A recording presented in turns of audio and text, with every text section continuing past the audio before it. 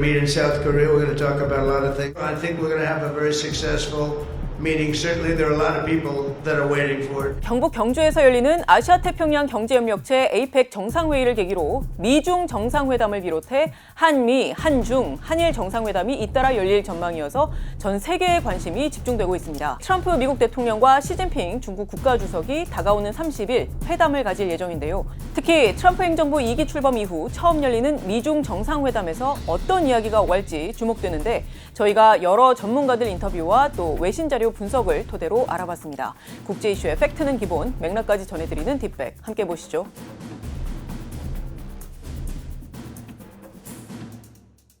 이번 미중 정상회담에서 미국 측이 중국에 요구할 사항을 크게 무역과 안보 분야로 나누어서 볼 수 있을 것 같습니다. 먼저 무역과 관련한 미국 측의 요구 사항을 보시면요. 외신에서는 히토류, 대두, 펜타닐 이 세 가지를 무역 협상의 핵심 쟁점으로 보고 있습니다. 우선 첫째로 히토류 수출 규제 해지를 보겠습니다. 히토류는 첨단 산업의 핵심 소재죠. 그리고 기술 패권과도 깊은 관련이 있습니다. 이전에도 중국은 히토류 수출 규제를 해왔지만 지난 10월 9일에 중국 상무부 가 발표한 공고를 보시면요. 중국이 단순 규제에 그쳤던 이전에 비해서 훨씬 더 강력하게 국제 히토류 시장을 장악하려는 의도를 드러냈다. 이런 평가가 나옵니다. 지금 보시는 게 제61호 공고인데요. 이 공고에는 향후 다른 국가에서 생산이 된 제품에 중국에서 가공된 히토류가 단 0.1%라도 포함이 되었을 경우 중국 정부에 신고를 해서 허가증을 발급받아야 한다는 내용이 담겼는데요. 이는 과거 미국의 반도체 규제와도 유사합니다. 또 지금 보시는 건 제62호 공고인데요. 여기에는 히토류 채굴 그리고 재련 등과 관련된 기술 그리고 지식재산권 허가, 전시, 테스트, 지원, 고용 등을 포함한 어느 형태의 기술 이전 또는 제공도 전부 통제한다는 내용이 담겼습니다. 이러한 중국의 히토류 수출 규제 발표 직후에 미국 트럼프 대통령은 강하게 반발을 했습니다. 트럼프 대통령은 지난 10월 10일 트루스 소셜에서 중국에서 정말 이상한 일들이 벌어지고 있다라고 하면서 중국이 세계를 인질로 삼는 것은 결코 허용이 돼선 안 된다라고 적었습니다. 반면 중국 상무부 대변인은요, 홈페이지에 게시한 입장문을 통해서 이런 입장을 냈습니다.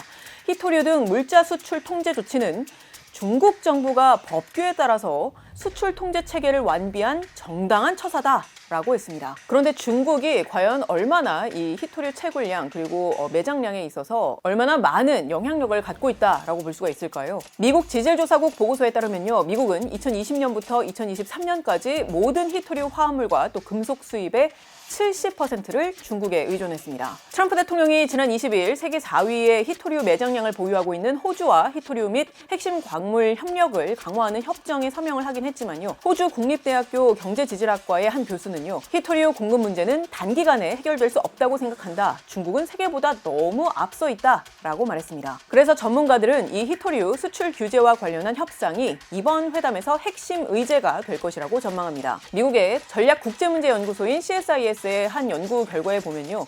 미국 관리들은 또한 중국의 대미 히토류 및 히토류 자석 수출 제한 해제를 의제로 삼을 거다라고 분석을 했습니다. 그리고 두 번째는요, 바로 대두입니다. 10월 19일 트럼프 대통령은 대통령 전용기에서 이런 발언도 했습니다. 함께 들어보시죠. One of the things I want is China's going to buy soybeans. Our farmers have been boycotted by China. 이번 협상에서 대두가 왜 중요하냐면요. 중국은 최근 수개월간 미국산 대두 수입을 중단을 하고 호주산과 아르헨티나산 대두 수입을 늘리고 있습니다. 미국 농무부 자료에 따르면요, 중국은 지난해 미국 대두 수출의 절반가량인 약 126억 달러, 우리 돈으로 약 18조 원을 차지했을 정도로 미국 대두의 주요 수입국입니다. 미국 대두협회 보고서에서는요, 미국에서 수출이 되는 농산물 및 식품 가운데 대두는 가장 높은 금액 규모를 차지하는 품목이라면서 무역협정에서의 합리적 결과가 절실하다라고 말했습니다. 트럼프 대통령이 중국의 대두 수입 중단 문제에 대해서 특히 민감해하는 것은요, 이들 농가가 자신의 핵심 지지층이기 때문인데요. 지금 보시는 자료는요, 미국에서 주로 대두가 많이 생산이 되는 곳들입니다. 트럼프 대통령으로서는 내년 중간 선거를 앞두고 지지층 이탈을 막기 위해서 이러한 대책을 검토할 수 있는 상황인데요. 전문가들 역시 대두를 이번 미중 정상회담의 핵심 의제로 꼽았습니다. 미국 캔자스 대학교의 무역전쟁 연구소장은요, 대두 문제가 중국이 원하는 것을 얻을 수 있는 일종의 협상 카드로 작용할 수 있다라고 분석했는데요. 미국이 대두 문제에 대해서는 협상을 하고 중국이 더 우려하는, 그러니까 대두 문제가 아니라 그보다 훨씬 더 큰 구조적 문제에 대해서는 양보할 것이라는 계산도 있다라고 짚었습니다. 다음은요, 세 번째로 펜타닐 원료 규제입니다. I want China to stop with the fentanyl.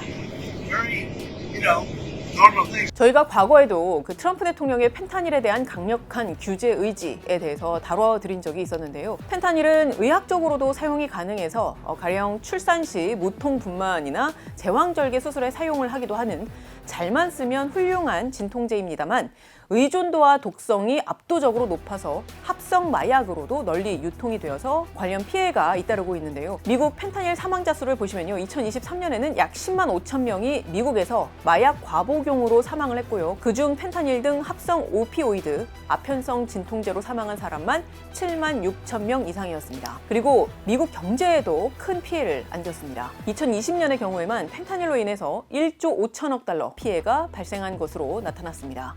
또 같은 보고서에서요, 중국 공산당의 지도 아래 중국은 펜타닐 위기의 궁극적인 지리적인 원천이다 라고 지적을 했습니다. 5월 12일 스위스 제네바 고위급 무역협상에서 상호 관세 인하에 일정 부분 합의를 했지만 펜타닐 원료 유입에 중국의 책임이 있다는 걸 이유로 부과를 했었던 20%의 관세는 그대로 놔두었습니다.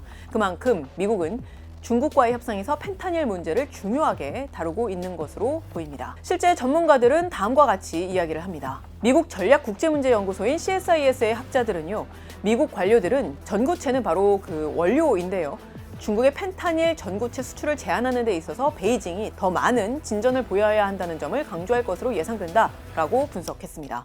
그리고 전문가들은 동시에 이런 우려도 표합니다. 미국 싱크탱크 브루킹스 연구소에서는요, 중국이 모든 펜타닐과 펜타닐 전구체가 범죄 조직으로 유입되는 것을 막아야 한다는 트럼프 대통령의 요구가 모호하고 비현실적이라는 것을 문제다라고 지적했습니다.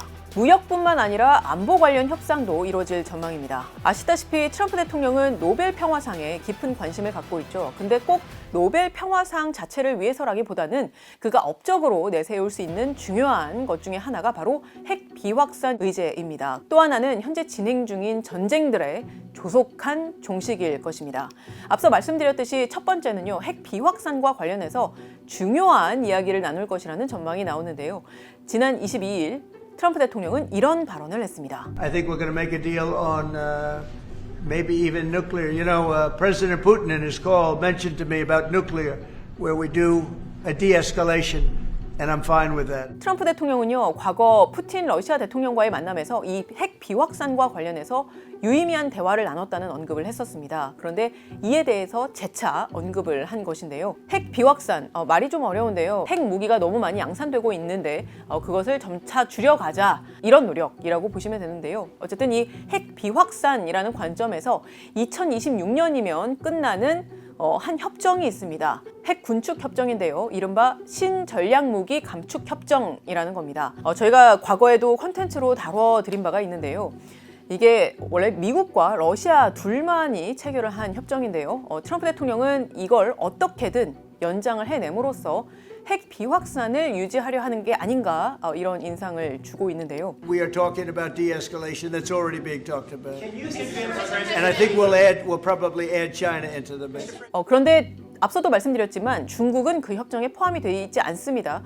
하지만 중국은 그 어느 핵 보유국들보다 가장 빠른 속도로 핵 무기를 증량해 가고 있는 국가입니다. 그래서 트럼프 대통령은 시진핑 주석을 만나서 이런 부분에 있어서도 이야기가 나오지 않을까라는 전망이 나오고 있습니다. 트럼프 대통령이 그 시진핑 주석한테 전 세계적인 핵의 비확산 움직임에 동참해달라, 이런 요청을 할 수가 있죠. 중국이 또 책임 있는 그 세계 그 강국, 대국으로서의 모습을 위상을 확립하고 싶은 그 의지가 강하기 때문에 원론적으로 그러한 그 움직임에 합의를 하고 향후 논의를 해보겠다, 이 정도로 또 마무리가 되지 않을까 예상을 합니다.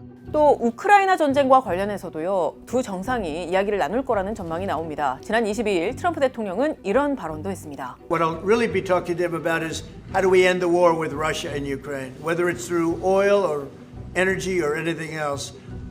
And I think he's going to be very receptive. I think he can have a big influence on Putin. And we will certainly be talking about Russia, Ukraine. 트럼프 대통령은 푸틴 러시아 대통령과 우크라이나 전쟁을 종식하기 위한 협상을 진전시키려고 하고 있죠. 그런데 이게 현재 교착 상태에 빠져 있는 상황인데요. 트럼프 대통령은 중국이 어떻게든 러시아를 압박해서 조속히 전쟁을 끝낼 수 있도록 역할해 줄 것을 기대하지 않을까 싶습니다. 이와 관련해서 전문가의 의견도 들어보시겠습니다. 트럼프 대통령이 러시아 우크라이나 전쟁을 빨리 끝내고 싶어하고 있고요. 중국보다 적극적으로 러시아산 에너지 수입을 중단한다든지 보다 러시아를 압박해서 전쟁을 빨리 끝낼 수 있도록 일정 정도의 역할을 해달라 이런 요청을 할 거라고 생각을 하는데요. 중국 입장에서 실효성 있게 그것을 화답을 할지 그것은 미지수입니다. 동시에 북한도 이미 북한군을 파병했을 뿐만 아니라 러시아의 포탄도 지원하는 등 우크라이나 전쟁이 지속되는 데 상당한 역할을 하고 있는 상황이죠. 그렇기 때문에 트럼프 대통령은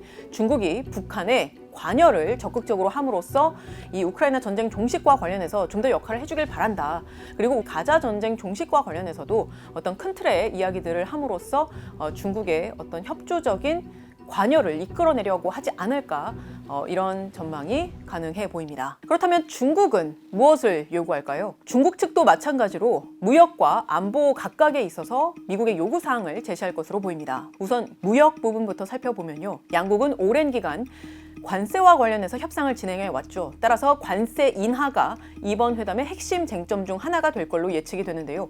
현재 부과가 되고 있는 대중국 관세에 추가 관세 100%를 더해서 도합 약 157%의 관세를 부과하겠다는 미국 측에 중국 상무부 대변인은 10월 12일에 이런 반응을 내놓았습니다. 걸핏하면 미국이 고액 관세로 위협하는 건 중국과 공존하는 올바른 길이 아니다. 이런 입장문을 발표를 했습니다. 이번 회담에서 이 관세 협상이 어떻게 진행될지에 대해서는 다양한 전망이 나옵니다. 트럼프는 이제 중국산 제품에 대해서 고율 관세를 유지하면서 이걸 협상 카드로 활용할 것이고, 중국은 아마도 제가 볼 때는 일부 품목에 대한 단계적 관세 조정을 제한할 수 있어요. 또 다른 전문가들은 이러한 전망도 내놓았습니다. 국제무역과 중국 경제 외교 정책을 전문으로 하는 미들베리 국제학연구소의 한 교수는요. 트럼프는 타코, 이른바 관세 회피 전력이 있다고 하면서 그는 다른 어떤 미국 대통령보다도 주식시장의 반응에 더 신경을 쓰고 있기 때문에 양보에 더 유연할 것입니다. 라고 분석했습니다. 즉, 트럼프 대통령이 관세 측면에서도 어느 정도 양보를 할 수 있다고 보는 건데요. 미국은 다음 달부터 소프트웨어 수출 통제 조치를 취하겠다고 했었죠. 구체적으로 중국의 히토류 수출 통제 발표 직후 트럼프 대통령은 트루스 소셜에 이렇게 썼습니다. 100% 추가 관세에 더해서 미국은 모든 중요한 소프트웨어에 대해서 수출 통제 조치를 취할 것입니다. 이렇게 적었습니다. 중국 상무부는 이에 미국의 입장 표명은 전형적인 이중잣대라고 하면서 오랫동안 미국은 중국에 대해서 차별적 처사를 하면서 반도체 등의 상품과 관련해서 수출 통제를 이어왔다라고 주장을 했습니다. 미국 전략국제문제연구소인 CSIS의 학자들은요, 이번 회담에서 중국이 첨단 반도체 및 반도체 제조 장비와 관련이 된 미국의 기술 제한을 추가로 완화할 것을 요구할 수 있다라고 했는데요. 그렇지만 미국의 반도체 등 관련 기술 수출 제한은 협상 도구가 아니라 중국 인민해방군의 군 현대화를 지연시키기 위한 국가 안보 조치이기 때문에 미국이 양보할 수 없는 부분이다라고 주장을 했습니다. 앞서 무역 그리고 기술과 관련한 부분을 말씀을 드렸는데, 그렇다면 안보와 관련한 중국의 핵심 요구사항이 무엇일지를 짚어보겠습니다. 중국은 중국 전체의 유일한 합법 정부가 중화인민공화국이라는 이른바 하나의 중국 원칙을 오랫동안 내세우고 있죠. 그리고 사실 미국도 그동안 암묵적으로는 이 원칙에 동의를 해왔습니다. 그랬는데 트럼프 대통령에게 아마도 이 하나의 중국 원칙을 거듭해서 재확인하는 그 입장을 표명을 함으로써 타이완이 중국에 속해 있으며 중국의 문제에 개입을 하지 않을 것이라는 미국의 어떤 입장을 표명을 해내는 것을 요구하지 않을까, 이런 전망들이 나오고 있습니다. 트럼프 대통령이 타이완과 관련해서 가장 최근에 한 발언을 살펴보면요. 10월 20일 트럼프 대통령은 중국의 타이완 공격 우려를 일축하면서 미국이 군사력에서 훨씬 우월하다고 말했습니다. It's not even close. Not even close. We have the best equipment. We have the best of everything. And nobody's going to mess with that. 그러면서도 타이완 독립을 지지하지 말라는 베이징의 압력에 굴복해서 협상을 성사시킬 수 있느냐, 이런 질문에는 답을 삼갔습니다. 미국 전략국제문제연구소 CSIS는 중국이 타이완 독립에 반대하거나 심지어 타이완과 중국 본토의 평화적 통일을 지지하는 등의 새로운 약속을 하라고 트럼프 행정부에 압력을 가할 수도 있다라고 하면서요. 미국이 타이완으로 무기를 판매하는 것 그리고 안보 협력을 하는 것 등에도 중국 측이 불만을 표할 수 있다라고 분석을 했습니다. 이 밖에도 중국은 이번 미중 정상회담을 통해서 다시금 정세를 안정적으로 관리하면서 또 나름의 역할을 강조하려 할 것이라는 전문가의 의견도 있었습니다. 아무래도 미중 정상회담이 열리면 중국으로서는 우회적인 표현이든 직접적인 표현이든 가자 질서의 새로운 수호자 또는 새로운 제정자의 역할을 중국이 하겠다라는 의지를 표현하지 않을까 이렇게 생각이 됩니다. 사실 미국과 중국 양측 누구도 이 상황이 더 악화되는 것은 아마 바라지 않을 것입니다. 이번에 개최되는 미중 정상회담은요, 각 정상에게도 국내 정치적으로 그 중요성이 매우 큰데요. 트럼프 대통령의 경우 중국과의 관계를 관리를 해서 경제적인 이익을 확보하길 희망하고 또 이를 집권 초기에 중요한 정치적 성과로 내세울 가능성이 큽니다. 시진핑 주석의 경우에는 최근 4중 전회라는 중요한 국내 정치적 일정도 소화를 한 상황이죠. 이제 4연임을 염두에 두고 계속해서 리더십을 확보해 나가는 것을 염두에 두고 있는데 국내 정치적으로 봤을 때 큰 의미를 갖는다라고도 볼 수가 있습니다. 그렇기 때문에 더더욱 미국에 밀리지 않는 모습, 당당한 그 정상으로서의 모습을 보여주려 할 것으로 예상이 됩니다. 미중 정상회담 외에도 한미 정상회담도 예정이 돼 있죠. 우리로서는 정말 중요한 회담이 아닐 수가 없는데요. 이번 한미 정상회담에서는 관세 인하와 그 적용 시기 그리고 3,500달러 규모의 대미 투자를 어떻게 구성하고 또 진행할 것인지 또 한국의 국방비 증액과 한미 원자력 협정 개정 등 안보 분야에서의 쟁점을 포함해서 여러 이야기들이 오갈 것으로 보입니다. 특히 합의를 문서화하는 방식에 대해서도 여러 가능성이 거론은 되는데요. 전문가들의 예측도 굉장히 다양하게 나오고 있는 상황입니다. 한미 원자력 협정을 개정하기 위한 그러한 것에 공감대를 형성했고 함께 노력해 나가겠다. 이 정도의 어떤 결과물이 나오지 않을까 생각을 하고 있고요. 한국군이 보다 주도적인 역할을 대북 방어에서 하고 국방비를 병행하는 이 부분에서 한미가 합의하는 그래서 그것이 명문화되는 그러한 결과에서 마무리되지 않을까 예상을 하고 있습니다. 또 한중 정상회담도 예정이 돼 있죠. 이번 회담이 열리면 이재명 정부 출범 이후 처음으로 양국 정상이 대면하는 자리가 될 텐데요. 이른바 사드 사태로 인해서 한한령이라는 것이 내려졌고 그래서 우리 경제도 막대한 영향을 미친 바가 있죠. 이 한한령이 반드시 해제가 되어야 할 것이고 이 외에도 양국 간의 실용적 협력의 복원이 매우 중요한 상황이기 때문에 가령 앞서 말씀드린 대로 경제 협력이라든지 그리고 기술 공급망, AI 그리고 사회 문화 교류 등 다양한 분야에서 양국의 협력 가능성을 모색하는 게 이번 회담에서 핵심이 될 것으로 보입니다.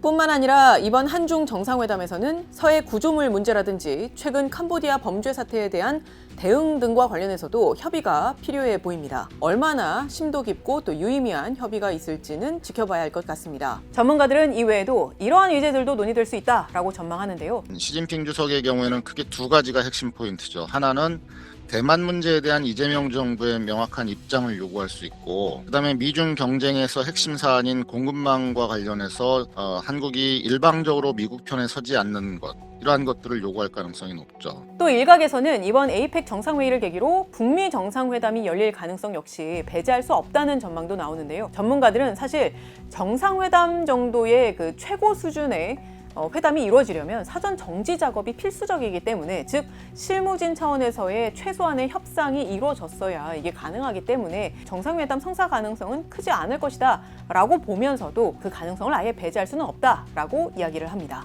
그리고 이번에 새로 선출된 일본 다카이치 총리와도 한일 정상회담이 이루어질 예정인데요. 이렇게 여러 회담이 개최가 되는 이른바 슈퍼위크가 될 예정입니다. 어떤 돌발 변수가 생길지는 모르겠지만요. 모처럼 한국에서 주요국 정상들이 모두 총출동해서 여러 정상회담이 잇따라 개최가 되는 만큼 저희도 계속해서 관심을 갖고 지켜볼 필요가 있어 보입니다. 여기까지가 저희가 오늘 준비한 내용입니다. 지난번 편에서도 많은 분들이 저희에게 격려의 댓글 그리고 다양한 의견도 남겨주셨는데요. 정말 감사합니다. 앞으로도 혹시 어떤 의제를 다뤘으면 좋겠는지 의견을 남겨주시면요. 저희가 적극 검토하고 또 최대한 반영할 수 있도록 노력을 하도록 하겠습니다. 시청해주셔서 고맙습니다. 지금까지 뒷백의 김혜영이었습니다.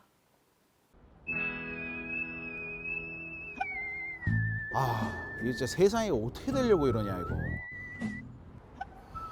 여보세요. 생방 5분 전입니다. 5분 전. 오 마이크.